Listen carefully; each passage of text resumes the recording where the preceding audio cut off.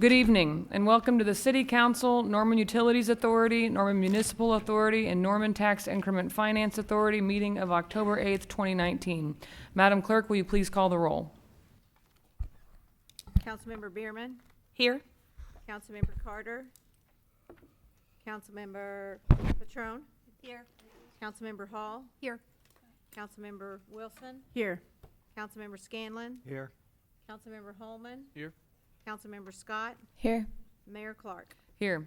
Please join me in the Pledge of Allegiance.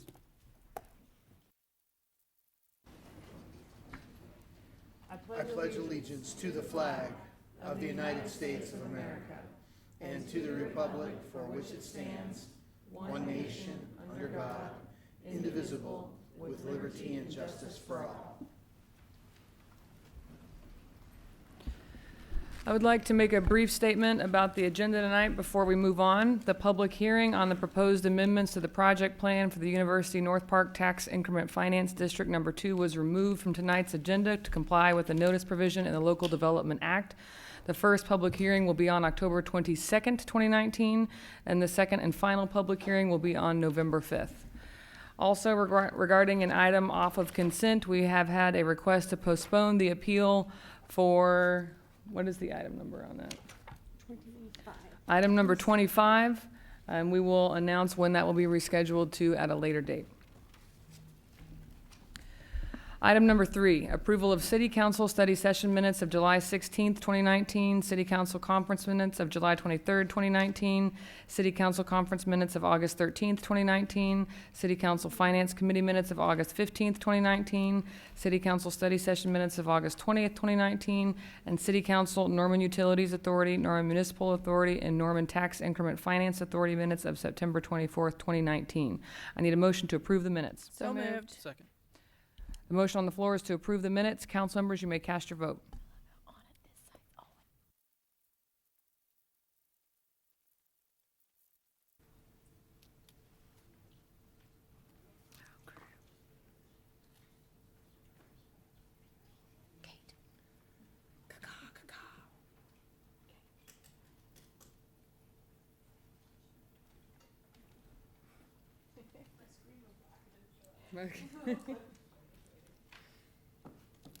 All votes have, motion to approve the minutes passes unanimously.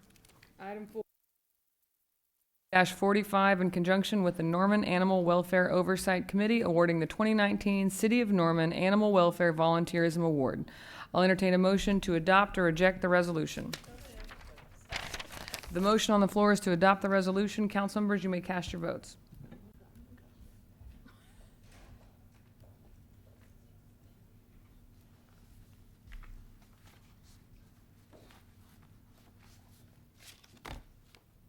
All votes have been cast and the motion to adopt the resolution passes unanimously. I'd like to recognize Kim Fairbanks, a member of the Animal Welfare Oversight Committee, to present the award.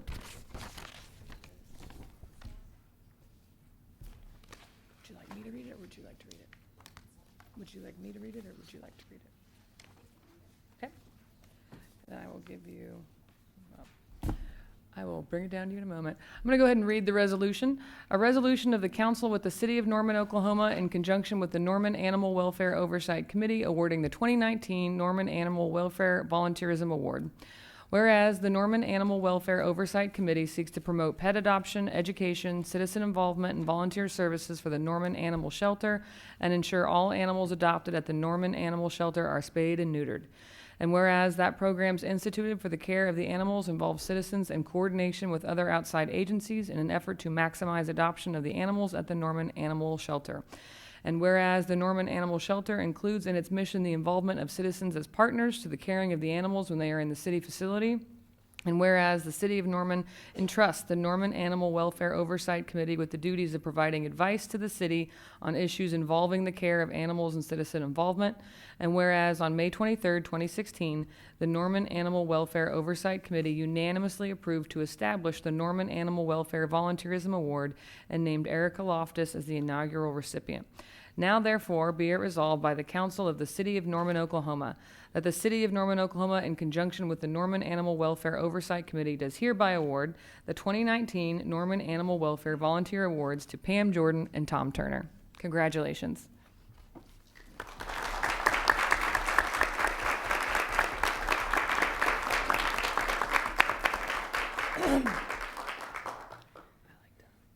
Good evening. As a member of the Animal Welfare Oversight Committee, it is an honor to present the Animal Welfare Volunteerism Award. The award was created in honor of Erica Loftus, who was a Norman resident that dedicated her life to saving animals. The award celebrates individuals who have made substantial contributions to our community in the animal welfare field. Tonight, we are recognizing 2 individuals as co-recipients. As past recipient of this award, this is especially meaningful to me to be up here to present this award because I personally know both of the recipients. And they both have been tireless with their dedication to serving our community and animals for many, many years, and I've witnessed that firsthand. Tom Turner was nominated by several animal welfare staff members. He has been a volunteer with the Animal Welfare Center for 4.5 years. And he has assisted at the center in addition to off-site adoption events and other recruitment events off-site too. Tom has been seen multiple times every single week for the past 4.5 years, performing a variety of tasks. Those would be from lobby greeting, to socializing cats, to answering the phones, to cleaning and preparing kennels for cat adoptions, doing the laundry, and anything else that is asked of him. My most fond memory of Tom is when he dresses up as Santa for the Home for the Holiday and Cookies with Santa event every year. He has over 2,000 lifetime volunteer hours at the center, and he is very deserving of this award. Would you like to say anything? Well, I just thank the committee and thank the council, and that's really all I have to say. Okay. All right, there you go.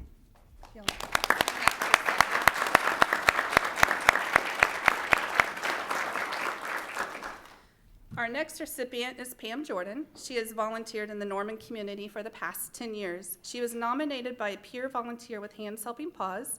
And what is unique about Pam is that she is a Moore resident, and she is unwavering with her dedication to improving the community cats here in the Norman community. Her tireless efforts in providing trap neuter return services have prevented thousands of kittens off the streets. This year alone, Pam has transported 173 cats to Oklahoma City to the low-cost spay-neuter clinics for Norman caretakers. And that involves going back and forth to the city multiple times in one day. In addition, she pays for the majority of those spay neuters and vaccinations for those caretakers out of her pocket. She also assists in many community events such as the Animal Welfare Expo, spay neuter outreaches, and presents workshops on cat winter house construction for those caretakers. She manages and cares for several cat colonies in Norman, while along educating those colony caretakers about the importance of TNR and the best practices. Pam's effort has directly impacted the shelter's space capacity and live release rates by keeping cats out of the shelter. So congratulations, Pam, for your honor. Thank you. And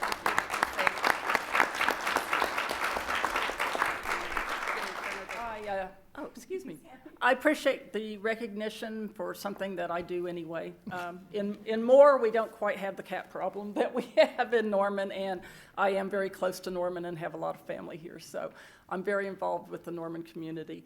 And I want to thank Kim for being a mentor over the years, and I had no idea I'd ever be good at trapping and spaying and getting cats spayed and neutered. And I want to thank my good friends, Ursula, for always being there to listen to me and encourage me. My husband, Gib, who has helped me dedicate part of our home to caring for the feral cats before and after surgery. So we kind of have a little kitty bed and breakfast going sometime weekly. Anyway, thank you very much. I appreciate it.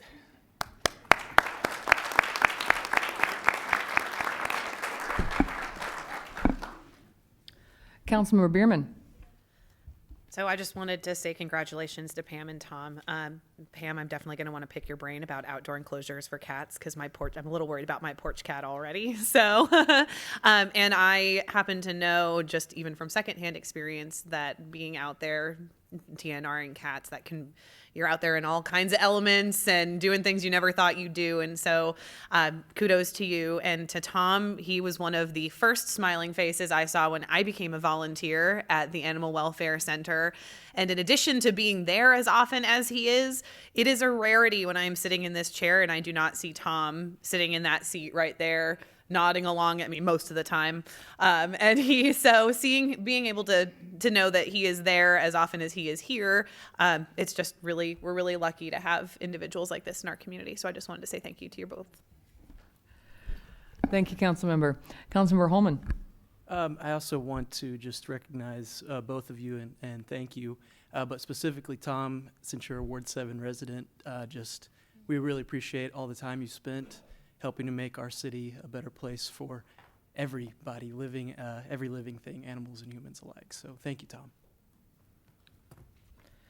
All right, we'll move on to item number 5, Proclamation 1920-14, proclaiming Tuesday, October 22nd, 2019 as Paint the Town Pink Solidarity Day.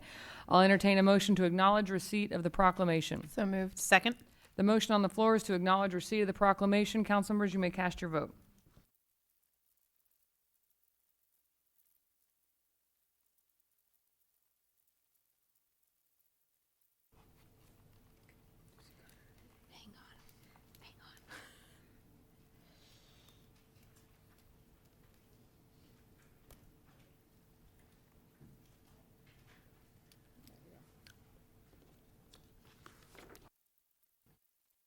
All votes have been cast, and the motion to acknowledge receipt of the proclamation passes unanimously.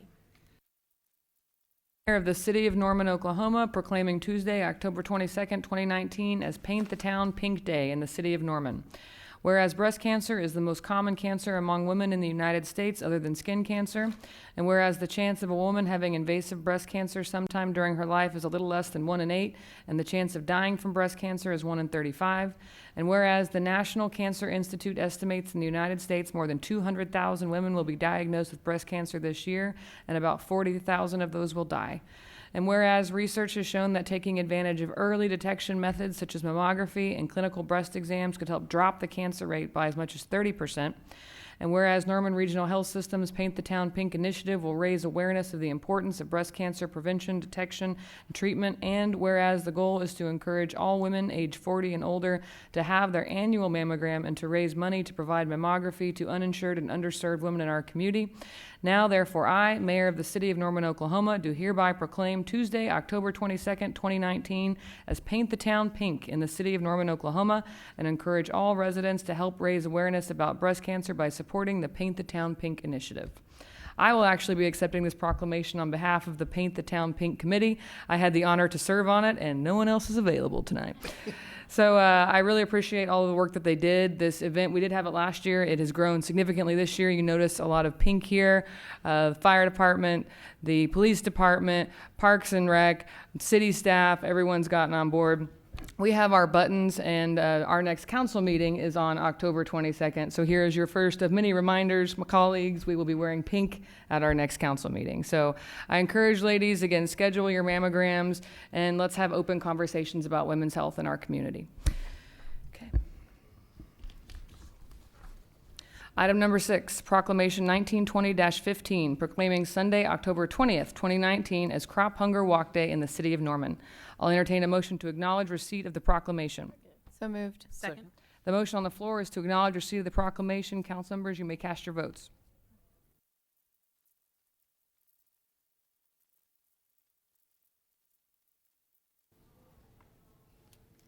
All votes. Motion to acknowledge receipt of the proclamation passes unanimously. A proclamation of the City of Norman, Oklahoma, proclaiming Sunday, October 20th, 2019 as Crop Hunger Walk Day in the City of Norman. Whereas at the end of World War II, many people wanted to share our country's abundance with European war victims, and Church World Service and CROP's first purpose was to gather wheat and other crops from America's farms for shipment to Europe. And whereas today, locally organized church World Service-sponsored crop walks are an important part of community life for more than 1,000 towns and cities in the United States, bringing together people of different faiths and diverse cultures. And whereas each year crop walks help more than 1,600 local food pantries, food banks, and meal sites in the United States provide food to neighbors in need, including Norman's Food and Shelter Incorporated, as well as help hungry people in over 80 countries. And whereas the annual Cleveland County Crop Walk has been part of our community for over 35 years and will take place this year on October 20th to help our community become aware of and concerned about hunger and its causes. And whereas the Cleveland County Crop Walk will raise funds to help fight hunger both locally and globally and has raised over $360,000 in the past 35 years. Now, therefore, I, Mayor of the City of Norman, Oklahoma, do hereby proclaim Sunday, October 20th, 2019, as Crop Hunger Walk Day in the City of Norman and urge all citizens to support this walk. And on behalf of Crop Walk, Brenda Wheelock, will you please come up and accept this proclamation and say a few words?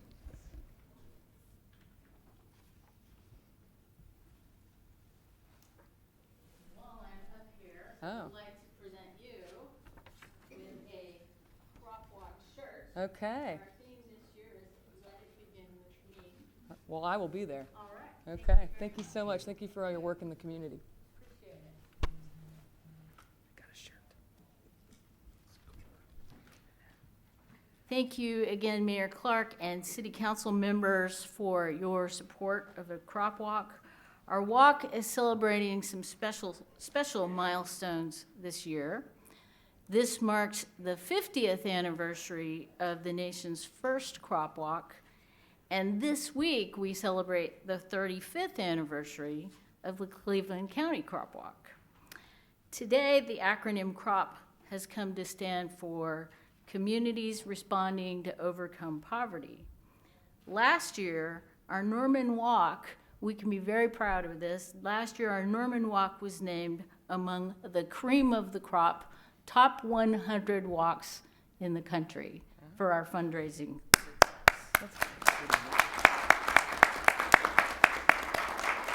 Each year, hundreds of caring citizens participate in this 3-mile charity walk, along with support from dozens of local businesses, faith groups, and student organizations. And I want to give a shout out to Norman's FCCLA, and we have a student representative with us here tonight.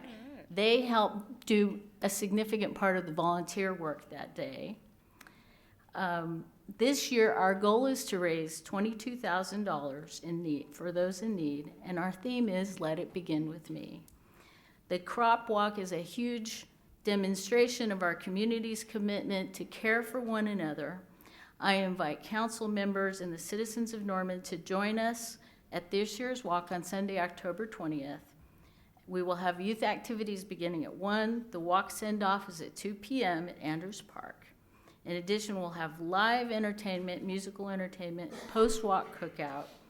Come walk with us in solidarity with those less fortunate. Enjoy the spirit of our community working together for a great cause. Thank you all.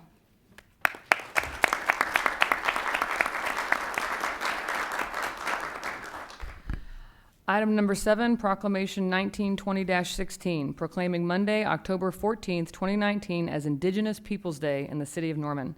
I'll entertain a motion to acknowledge receipt of the proclamation. So moved. Second? The motion on the floor is to acknowledge receipt of the proclamation. Council members, you may cast your vote.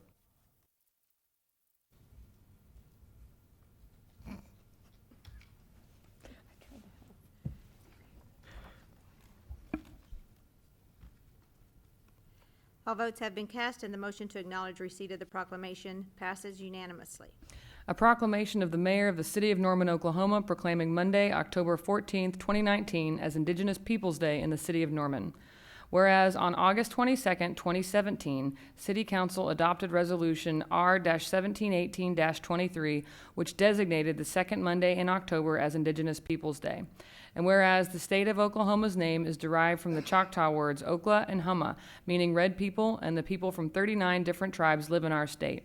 And whereas the city of Norman is dedicated to opposing systemic racism towards indigenous people, which perpetuates high rates of poverty and income inequality, exacerbating disproportionate health, education, and social crises. And whereas Indigenous Peoples Day is a day to celebrate the thriving cultures and values of the indigenous people of our city, and to encourage businesses, organizations, and public institutions to develop substantive collaborative relationships with indigenous communities and tribal governments. And whereas the City of Norman values the many contributions made to our community and through indigenous people's knowledge, labor, technology, science, philosophy, arts, and cultural and spiritual contributions that have shaped the character of many Norman residents. Now, therefore, I, Mayor of the City of Norman, Oklahoma, do hereby proclaim Monday, October 14th, 2019, as Indigenous Peoples Day in the City of Norman, and encourage everyone to recognize the beauty and richness of indigenous cultures, which attracts visitors from across the state, country, and world. To accept this proclamation, I've invited OU's Tribal Liaison, Warren Keaton. Please come up and say a few words.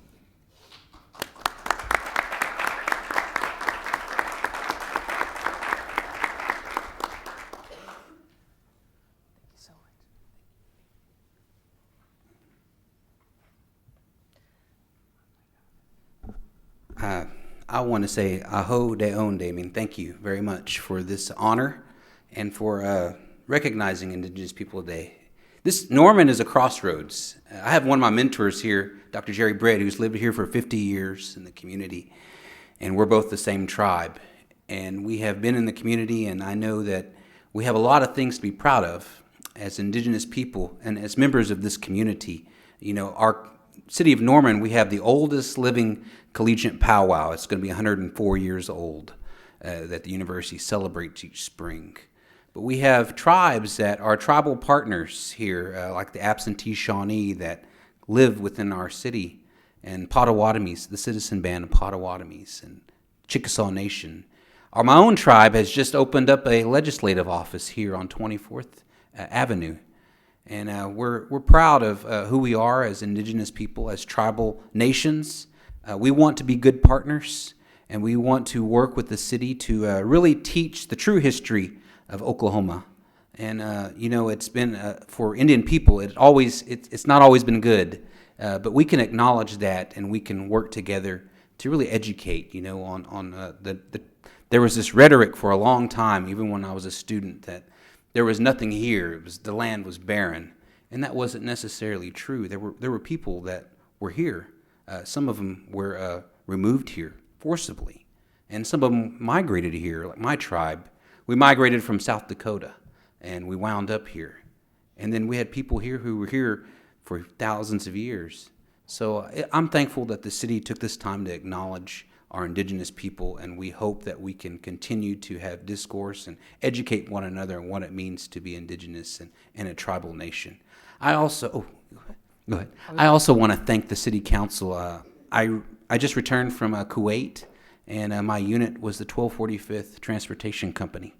And the council, we had a family day on September the 7th, and I was told that Norman Parks and Recreation, that somebody picked up our entire family day for us and for our unit. And I want to acknowledge that and say thank you all very much for hosting our returning troops and their families for a family day. So. And sir, while I've got you up here, I'm a big fan of proclamations. I think they do a lot to recognize our values of inclusivity and building that inclusive community. But I also believe in taking action. And so I am very pleased to announce that the City of Norman will be creating a tribal liaison to work with the tribes within our city limits. And I hope you will work with us. And City Manager Darrell Pyle, he will be that liaison to help us do that in the most effective way. Sure. And to help build those relationships and collaborate. From the research that we have done, I think we are the first city in the state of Oklahoma to establish this position. Awesome. And again, build those meaningful relationships moving forward. Awesome. Great. Thank you, sir. Thank you very much.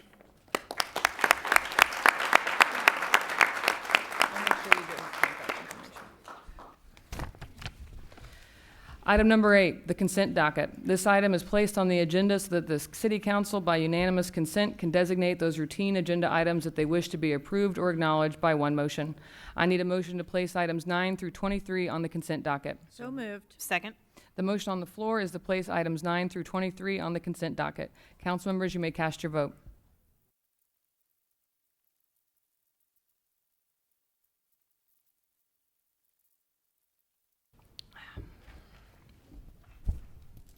All votes have been cast, and the motion to place items 9 through 23 on the consent docket passes unanimously.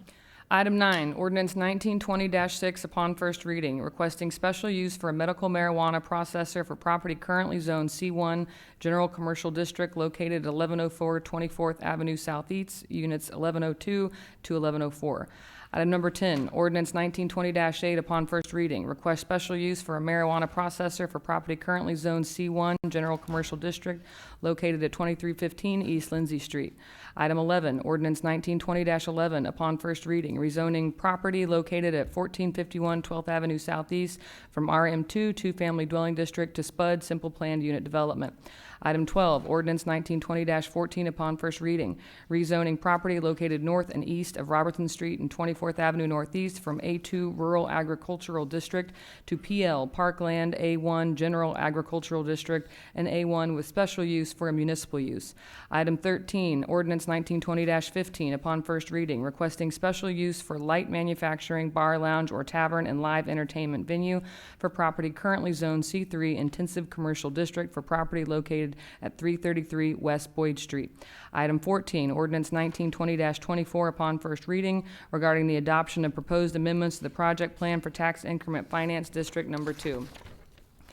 Item 15, Mayor's appointment of Tom Burke and James Barnett to the ADA Citizens Advisory Committee, Elizabeth Ross to the Board of Parks Commissioners, Matthew Rahm to the Environmental Control Advisory Board, Joan Coos, Brent Swift, and Emily Wilkins to the Historic District Committee, Christina Owens and Daniel Dukes to the Human Rights Commission, Matthew Peacock to the Planning Commission, and Jane Purcell and Michael Moorhead to the Norman Election Commission.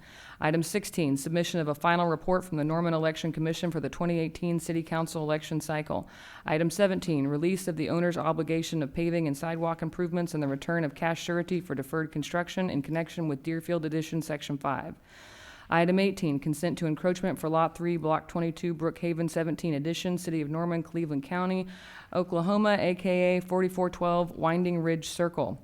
Item 19, contract with Small Arrow Engineering LLC in the amount of $33,430 to provide professional engineering and design services to upgrade and expand the compressed natural gas facility to accommodate transit fast fill and slow fill requirements and budget transfer between project accounts.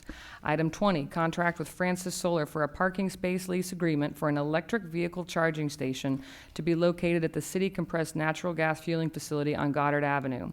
Item 21, contract with Howell and Van Kuren Incorporated in an amount not to exceed $194,000 to provide professional architectural services for design, construction documents, bidding services, and construction administration for the Norman Forward Community Sports Park Development Project.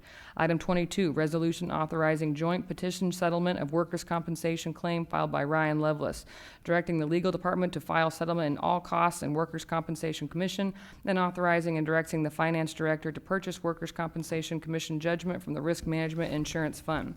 Item 23, resolution adopting the updated implementation plan for projects funded by revenues collected from the Norman Forward Temporary Sales Tax. I need a motion to approve or reject the consent docket. Motion to approve. Second. Are there any comments from council regarding any item on the consent docket? I have a question about number 17, which is the sidewalk.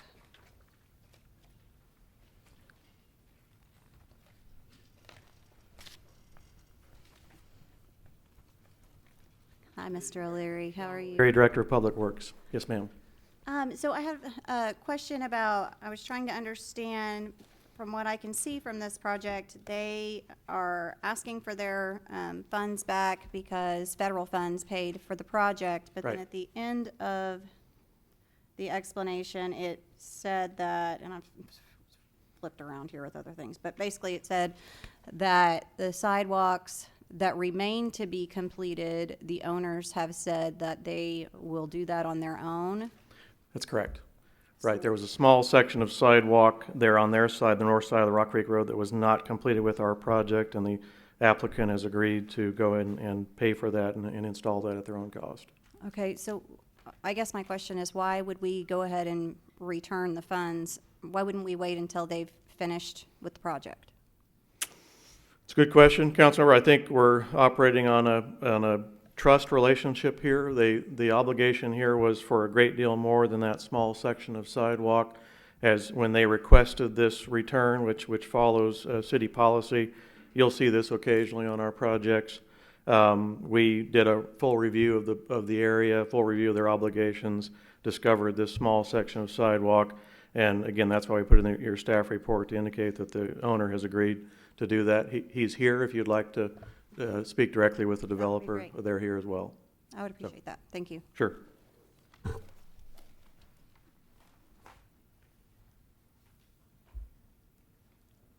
Hi, thank you Good for coming afternoon. up. Good evening. Jim Adair. My mailing address is 111 North Peters. Allison, this is right at the entrance to the subdivision, and there's an entry sign with a raised flower bed. And to be honest with you, if the sidewalk, I think, was built in conjunction with code, where it would be set back from the curb, you'd have to take out the flower bed and the sign. And that's why I think it probably was excluded. We noticed it on our inspection. It's about 8 feet of sidewalk. I was talking to Scott about it earlier, and we'll meet with staff and, and pave it to their satisfaction. Okay. It's a little tiny piece of sidewalk. Yeah, I mean, if it's a really small piece, I don't have a problem returning back there because I trust you, but we do definitely want them finished so Let me say, people can get around. I think the project's been processed and closed. We just saw it and volunteered to do it. All right. Thank you. So can I ask you one more question? When do you think you can get to that? Start contacting contractors tomorrow. Thank you. That's we what have I a like to hear. Thank contract you. man that can do it. Yeah, we'll go to work on it. Thank you, Councilmember. All right. Seeing no further questions or comments from council, the motion on the floor is to approve the consent docket. Council members, you may cast your votes.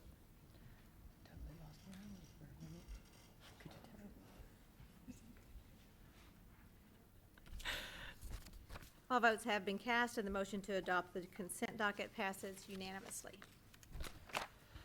All right, we now have one item off consent. Item 24, acceptance of a grant in the amount of $21,509 to the City of Norman and Cleveland County from the United States Department of Justice, Bureau of Justice Assistance through the Edward Byrne Memorial Justice Assistant Grants Program, with Norman's portion of $19,358 to be used by the Police Department for polygraph instruments and employee wellness counseling.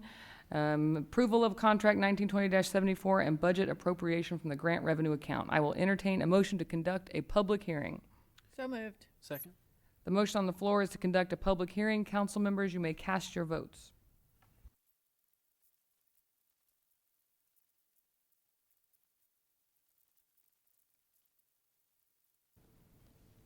All votes have been cast. Conduct the public hearing passes unanimously. League from the Norman Police Department to make a presentation. Good evening. My name's John Steege. I'm the Standards Administrator with the Norman Police Department. The Justice Assistant Grant is an annual grant. It's a formula grant based on crime statistics, and the design of this grant is to fund a broad range of criminal justice initiatives or criminal justice programs. This year's grant is shared, like every year, with Cleveland County, Cleveland County's portion being $2,151, and our portion being the remainder, the $19,358. The staff at the police department determined that the best way to use that, the best programs to initiate with that money this year were to buy 2 new instruments for our polygraphs that are outside their warranty period and becoming obsolete. They no longer accept upgrades or updates to the software. And those instruments are used for administrative investigations. They're used for background investigations, and they're also used in criminal investigations. We also are exploring a new program involving employee wellness, where employees, the grant will pay for 1 voluntary appointment from an employee who wants to go have a mental health check. The goal there is to help facilitate mental wellness for police employees, as well as to try to address possible issues before they become issues. And so those are our two big projects this year, ma'am. Thank you. What happens to the old polygraph machines? They're actually going to be returned. That's part of the cost savings we got this year, is they're willing to take those to get a rebate, so it's actually lowering the costs of our newer instruments. Excellent. Is there any, should a member of the police department take advantage of a mental health wellness checkup, is there any follow-up from the department after that? Those are actually going, since it's voluntary, it's run through our peer support response unit. So the department's not directly involved in that, and part of that is because of the voluntary nature and the confidential nature of those checks. We found in the police culture that there's some hesitancy to become involved when the employer is involved in either recommending or suggesting that a check be done. So this is fundamentally an employee-based program. There could be follow-up if the peer support unit deems that that's necessary. Is there a way to donate your wellness check if you think you don't need it, which is always dangerous, but know that there is a colleague that might need it but can't afford additional checks? We have not put that into this program, but there's some flexibility that we could probably, I'm sure that if there is leftover money at the close of the grant period, that could probably be facilitated. There may be other ways to facilitate through employee assistance or medical insurance follow-up checks as well. Thank you. I appreciate the focus on mental wellness. Councilmember Holman. Thank you. I was just going to say that I'm really glad to see this item, especially really the wellness and counseling. I think suicide is not counted as an in the line of duty death, but I know that it is a leading cause of death for not only police officers but firefighters and other emergency response personnel. And being able to help those individuals deal with some of the things they see on a daily basis, and maybe we can prevent some of that. So I'd like to see even more efforts, anything that we could do to help in that regard. So thank you very much. Thank you, sir. This is an opportunity for members of the public to make comments regarding this item. Are there any public comments? Seeing none, are there any further council comments or questions regarding this item? Seeing none, I will entertain a motion to close the public hearing. Motion to. Second. The motion on the floor is to close the public hearing. Council members, you may cast your votes.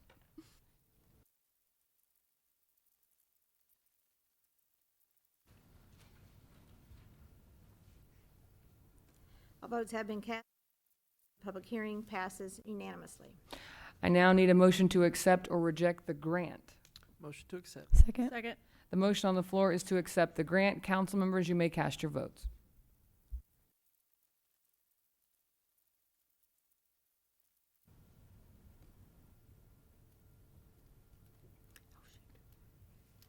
All votes have been cast and the motion to accept the grant passes unanimously. As discussed earlier, item 25 has been asked to be postponed. That takes us to miscellaneous discussion. This is an opportunity for citizens to address City Council as a whole. Remarks shall be directed again to Council as a whole and limited to 3 minutes or less.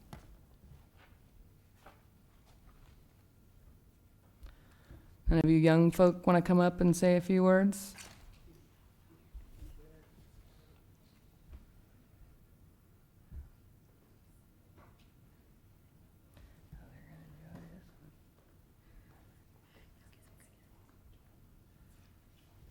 Uh, 3844 Cedar Ridge. I understand they're recruiting a city attorney. I'm not sure I like any of the city attorneys that are currently working, but I do think that they should send a headhunter out for David Batten. Seems like he is one of the local people that had integrity at the state district attorney's office. He was actually embroiled in a controversy where he cited on a 10th Circuit ruling involving accused rights, and he lost his job doing the right thing, I think. And as far as replacing, I don't know if he's applied for the job, but I've talked with him, and he seems to be somebody that has integrity. And that's about all I got to say. Thank you. Are there any other public comments?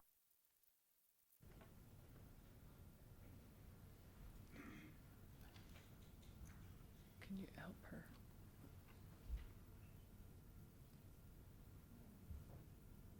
She might need a mic. Get the mic. We'll bring you the microphone.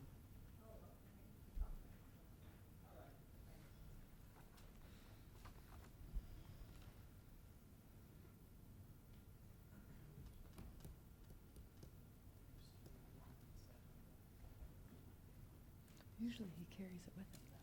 Yeah. He had something in his hand, but where was the microphone? I bet he thought since the hearing wasn't happening, he wouldn't need it.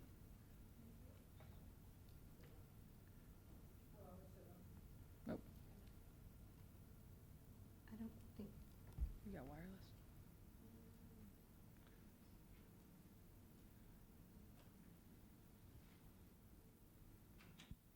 Hello. Got it. My name is Helen Coots. I live at 616 Branchwood Drive here in Norman, Oklahoma. I want to speak to the transit issue. I've been listening all afternoon. I don't know if you've heard about Chad and JT. Chad and JT are a couple young guys that are going around city council meetings across the country, kind of performing little humorous comments to the city council, and their goal is to teach young people about their right to speak during the public comment section of the city council meeting. So I've been listening to Chad and JT, and they start their comment session by going, "What up, council?" And they say, "We're here to speak because we believe in the Constitution." And I'm here to speak because I believe in the Constitution, and I also believe in public trans.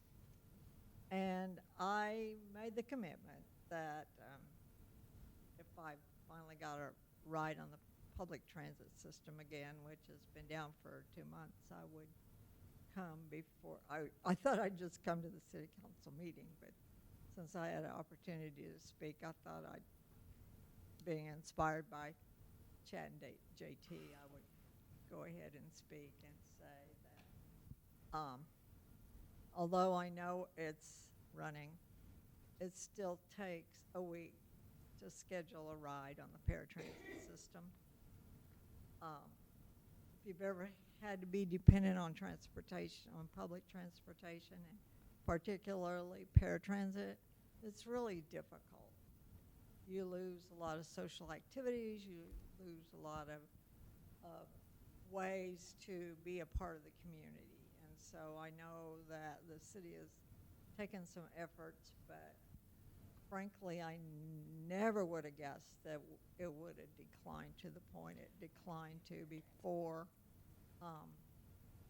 we have switched. And so I just want to say, first of all, that a week ago I made the appointment to come here, and I was able to make it. And second of all, we really need to keep up the efforts to provide public transportation to a growing population who can't drive and have no other way. And personally, I don't have a lot of family members either, so you know, it's pretty serious. And so just want to keep up the efforts of expanding the transit system.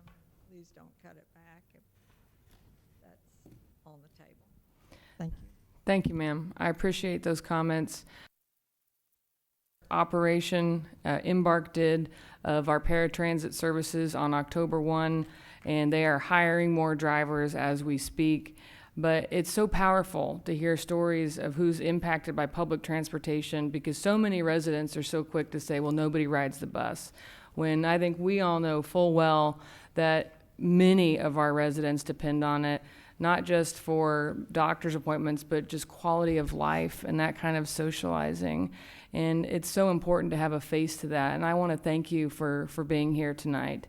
And I want to encourage all of you here and at home to vote yes on November 12th when we ask for a 1/8% sales tax that will not raise your sales tax rates above its current rate, because that's the people who we need to ensure are getting around. And I would like to expand those services and not just keep them as is. So thank you again, ma'am. I appreciate that. Is there any other public comment? Seeing none, council is... You got to be fast with me.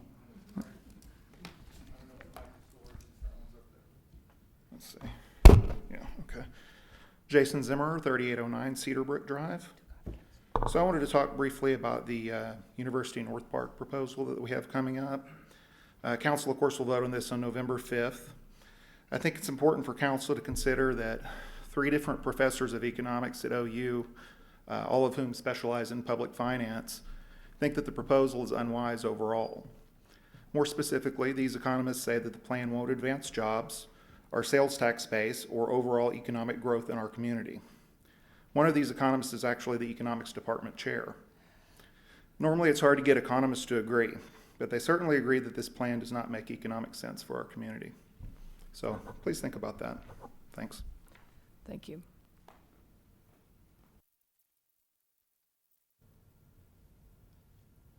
Seeing none, this is an opportunity for council to make closing comments. Councilman Bierman. I will take it.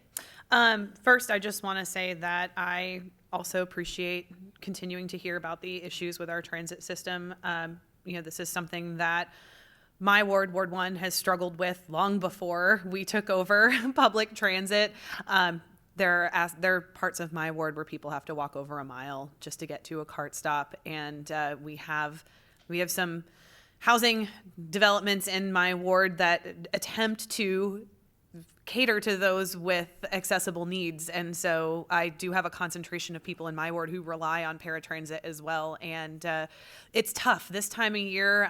That's what Embark has said. They're competing with a low unemployment rate and school districts that are hiring bus drivers as well. So they are working on it. We are not unaware. We would fix it tomorrow if we could. All I can say is that we are trying. And so I just have something really brief. I like to talk about policy framing in my public comments, but I want to go a little bit different tonight and talk about a political science experiment that just recently wrapped up in North Texas. It's called America in One Room. And it was a project of the Center for Deliberative Democracy at Stanford and the University of Chicago. And what they did is they combed the country and they selected 526 registered voters that matched the national household demographics by age, income, race, poverty level, region of the country, education, and gender. I should point out, not sexual orientation, though, which to me is one failing of this study. So they flew these participants from 47 states to a university in North Texas for a 4-day what they're calling a deliberative exercise in democracy, because what these researchers were discovering is that even though we all know about the continuing polarization of our political parties and how kind of the party operatives have tended to pull voters to either the left or the right, particularly in the primary structure that we have in terms of electing our state and federal representatives, what they wanted to determine was what would it take to shift public opinion. And they believed that face-to-face interactions with people who are different from you is the way to do that. So they brought 523 people from 47 states to a small university in North Texas. They did a baseline poll of how these participants felt about immigration, about healthcare, a number of kind of hot button topics that seem to have some policy proposals that are pulling people even further to the left and the right. And they had some large group presentations, but they also broke people down into smaller groups of 10 to 15 people and basically just said talk. Talk about why you feel a certain way about this issue. Listen to someone who has a different opinion than you and bounce ideas back and forth. And then at the end, they did a second poll where they asked the participants the same questions about how they felt about undocumented immigrants or Medicare for all or child checks like Senator Cory Booker has promoted. And what they found is that there were some very significant shifts back to the center.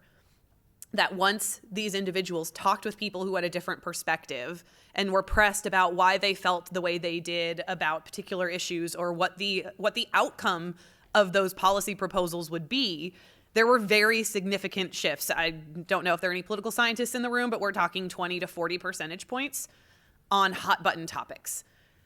And that's a big deal. And what that really shows is that we're not necessarily as polarized as these kind of baseline polls say that we are, that we're not as entrenched in our beliefs as the headlines like to make us believe, but that when we have face-to-face conversations with people who feel differently than us and we are forced to not only defend how we feel, but really think about the outcome of how we feel would be to other people, there was a pretty significant shift, and I think that that's really important. So basically all of this to mean talk face-to-face with people.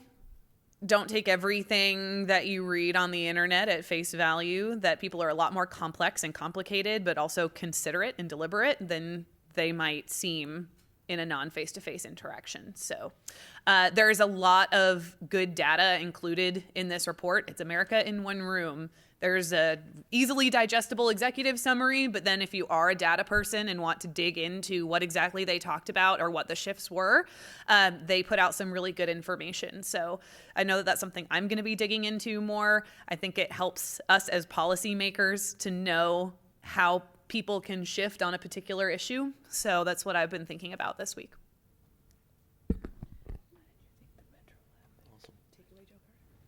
I really don't have much to say, so I'll pass it to Councilmember Patron.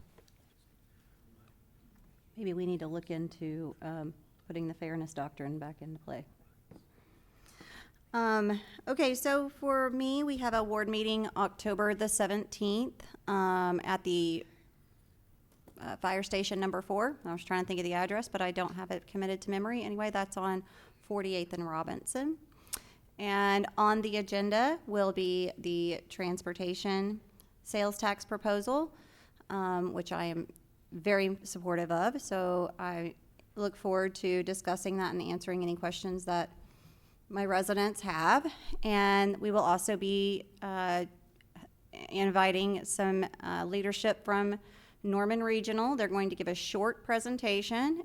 For the remainder of the time, we'll be doing question and answer of the Norman Regional Health System. I know that there are plenty of doctors that have contacted me that plan to be there, as well as some other residents that have concerns as well, and will be fielding questions. And so I'm really hopeful that I have plenty of Ward 3 people that if you have questions, this will be your opportunity to get those answered directly.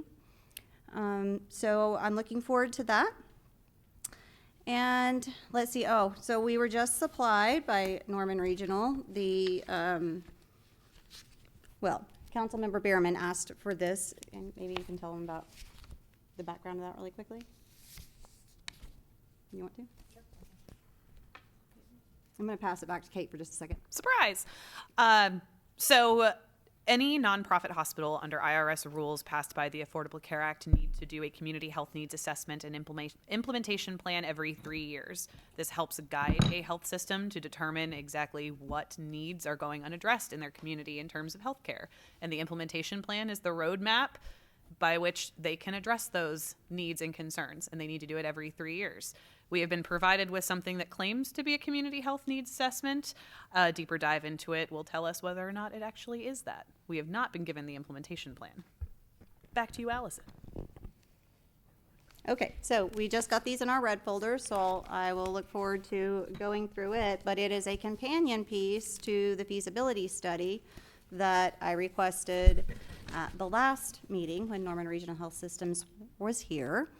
To date, they have not supplied that. They've not produced it to us. However, they are hoping that that they can just talk about it on October the 29th in a study session, but because I know that it's going to be a meaty study, it's going to be important that I have the opportunity to speak with my residents about it in the ward meeting that we just spoke about. So I'm going to need it prior to October the 29th and October the 17th. So I am encouraging Norman Regional Health Systems, if you're listening, we need that feasibility study. Because the vote will be on November 12th. So October the 29th to November the 12th, and comparing it to this is going to be a lot to ask of us volunteer members up here. It would be nice if we could get that before and actually do our jobs the way that we're supposed to be doing them, which means reading our materials from the front to back. So, that being said, Embark, your comments were touching, ma'am, and I have received emails and calls and texts from others who have been expressing the same frustrations about not being able to schedule rides, and I know that this council is committed to getting that fixed, and so just please keep talking. I mean, that's the most important thing, is we're listening, and we can't. Yeah, so everybody, when you're interfacing with Embark, we want to know as a council how that's going. And so we just want to keep the dialogue open. We appreciate everybody coming out tonight, and that's all I've got. First of all, I would like to congratulate the following Ward 4 residents for their appointments that we voted on tonight. Joan Coos, Brent Swift, and Emily Wilkins, who will be serving on the Historic District Commission, and Christina Owen, who will be serving on the Human Rights Commission. Having people willing to volunteer and engage in the work of our city is such an important aspect to the work that we do. So I really appreciate these Ward 4 residents stepping up, as well as all of the other members of our community who have just been appointed to our boards and commissions. I also want to make sure to remind everybody that this Friday, October 11th, is the Second Friday Art Walk in historic downtown Norman. Hope you'll be able to attend. And one more reminder about participating in the Crop Walk at Andrews Park at 2 p.m. on Sunday, October 20th.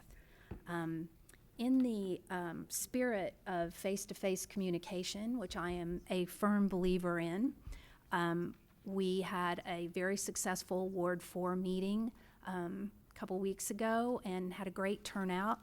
I have reached out to the Norman Regional Hospital Health System because one of the reasons that I voted to postpone was to make sure that Ward 4 residents had opportunity to be part of the conversation and be able to ask any questions that they might have. I felt that it was really important that meetings would be scheduled in the evening and on the weekend when possibly more people would be able to attend. So my challenge to all of you in Ward 4 is to mark your calendar for one of the following 2 Ward 4 meetings. There'll be one on Monday, October 21st from 7 to 8 p.m. at the Norman Regional Health System Porter Campus in the Education Center in the Jimerson Auditorium. There'll also be a second Ward 4 meeting on Sunday, October 27th from 3:30 to 5 p.m. in the same location. There will be a presentation that they've been doing at the on Inspire Health. We'll also have some time to talk about other issues that are of interest to you in Ward 4. So I hope to see a great turnout. And I just wanted to say again, thank you so much for making the commitment to arrange transportation to get here tonight. And this is a really challenging, short-term, we hope, issue, but yes, we are listening and we understand the importance of paratransit that really works for the people who need it the most, and we're just going to do the best we can to respond to what you need. And thanks to everybody for participating tonight, and for those of you who are watching on TV. I hope you have a great week.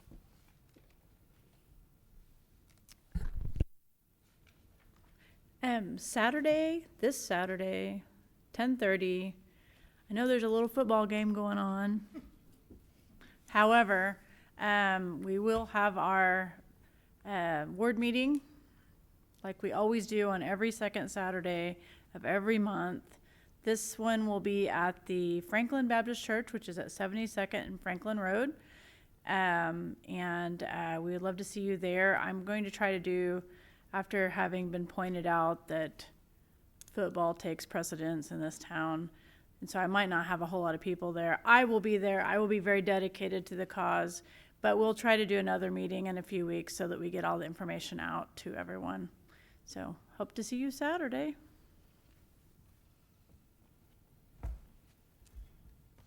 I didn't talk to it as the police department is addressing the lie detectors. But a personal experience, not necessarily with lie detectors, but with the kind of support, the peer support that is absolutely necessary to police, also fire. The personal example I'll throw on the dais. My oldest son was an OU cop. He now works full-time for the National Guard. But while he was both a guardsman and a cop, he deployed 3 times. The third time, upon his return, several of his fellows greeted him literally as he broke formation and said, "Please give us your firearm. We want you to have time to relax, to unlax, whatever, before we trust you with that firearm." They knew him well enough. He's a stable guy, but they knew that he needed that kind of support.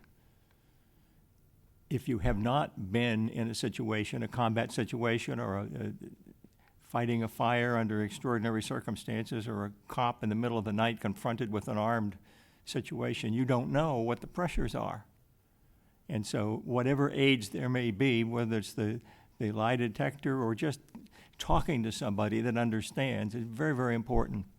So I was very encouraged by the adoption of this tool, and second, several of the comments that you heard from the dais at the time.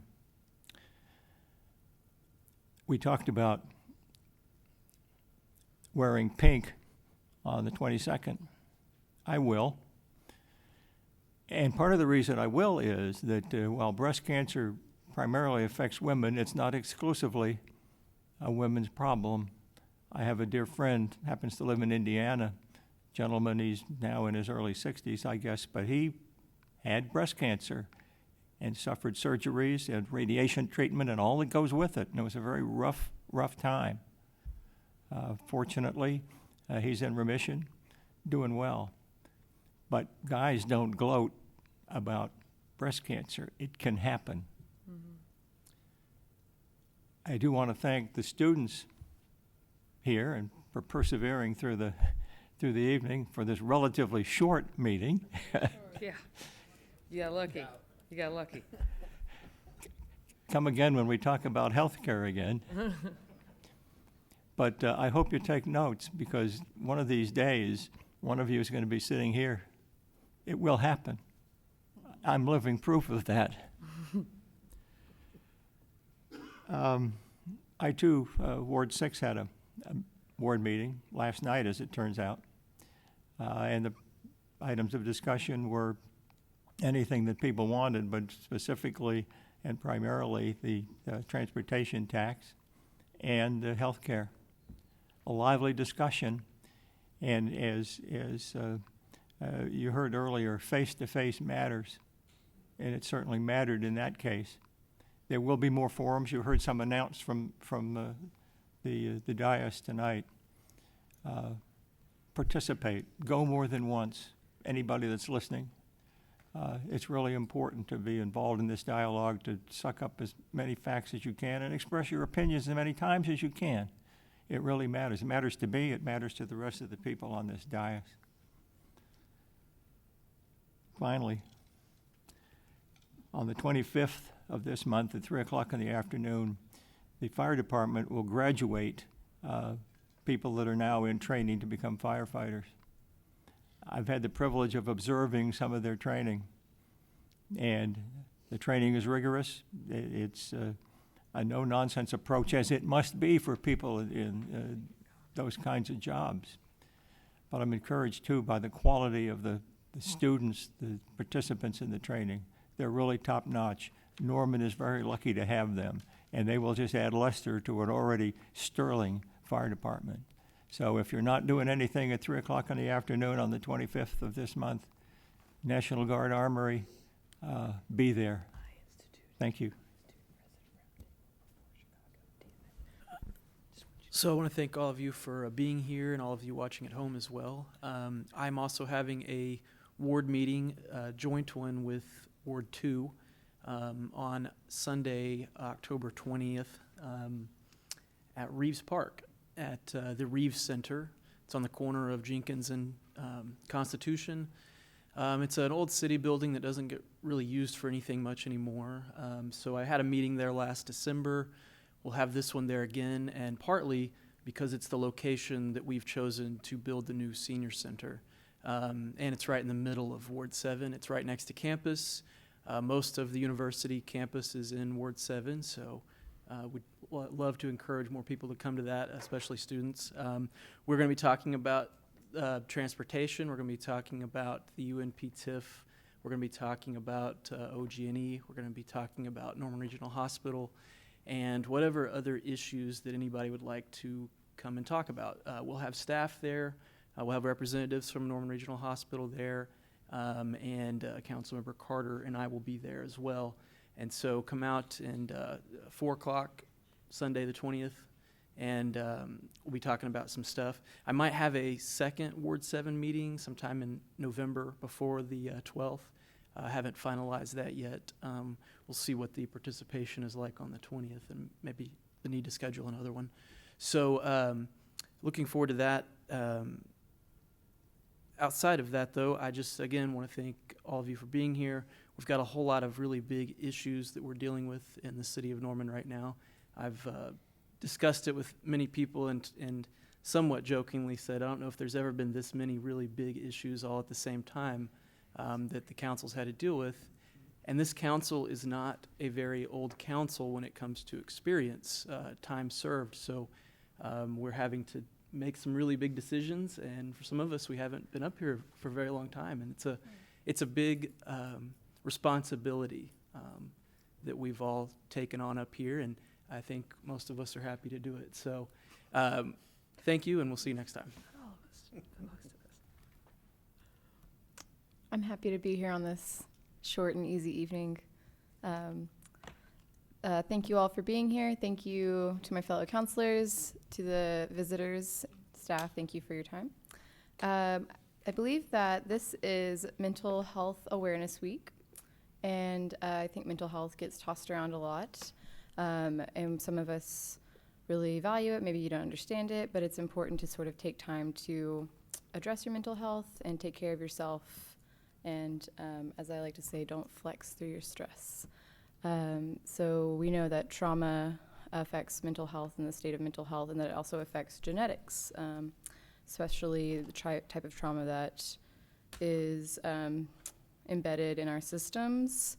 So I thought it was really wonderful today that we were acknowledging Indigenous Peoples Day in the city of Norman. I think that's fabulous. And it sort of represents a shift, I think, in the times, as well as the state legislature is currently pursuing an interim study on missing and murdered Indigenous women and peoples, which is an epidemic rooted in colonialism, continued genocide, and their issues. Oklahoma is in the top 10 of the states in which Indigenous women go missing and murdered. So it's extremely important to our state and to our people, all of us. And when we think about jurisdiction, there are different jurisdictions. And if a crime is committed on tribal land by a non-tribal member, they can basically get off scot-free due to the jurisdictions. And so these are things that we need to be addressing. So I was just happy to see that we are acknowledging again. I think this is at least the second year that I've been on council that we've been acknowledging Indigenous Peoples Day. So recently we had our Ward 8 meeting, which was great. We have great turnout. I think we do really good. Sean's there all the time, our Public Works Director. We were joined this time by our mayor, Mayor Clark. We discussed it was supposed to be environmentally based, and then we also had some guests from Norman Regional Health Systems to discuss the plan that we postponed. So we had a member from Sierra Club, Adrienne Guthier. She came and spoke at the ward meeting about the Renew RF 100, the Ready for 100 100% renewable energies ordinance resolution that council passed in April of last year. We are hoping to make strides. There's a meeting about RF 100 tomorrow at the East Side Library at 6:30. And Ward 8 resident Amanda Nairn from the Environmental Controls Advisory Board also spoke at the Ward 8 meeting. There are at least 2 slots open on the ECAB, is what we call the Environmental Controls Advisory Board. At least 2 slots, and right now they're really focused on the mayor's climate agreement and water. We should all be focused on water right now. Another environmental, I think that public transportation also ties into environmental concerns because it does cut down on our emissions. So thank you again for coming tonight to advocate on behalf of public transportation. We hear all our advocates of public transportation in our city. It is an environmental initiative, a staple of thriving cities, and a public service that we need to prioritize and encourage. I think that's all I have. I'm, again, very pleased that this is a record council meeting. I don't think it's record. Is it? Is it not quite? It's all right. We can all appreciate it. I hear the next few meetings are going to be rather long. So way to knock this requirement out early, guys. It's going to pay off.